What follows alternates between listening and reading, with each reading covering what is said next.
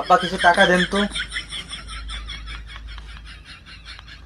তা বাজান কিছুদিন আগে না কতগুলো টাকা দিলাম, ওই টাকা কি করছো? ওই টাকা তো কবেই শেষ হয়ে গেছে।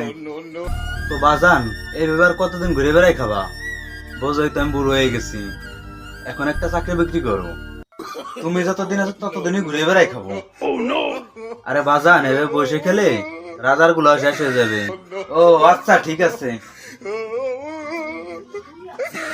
আরে বাজান আমার কথার উত্তর না দিয়ে শুয়ে পড়লে কেন?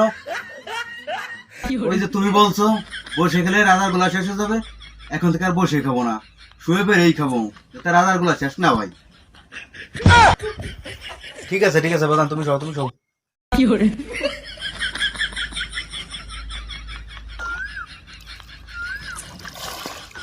ভাই গরম কি আছে?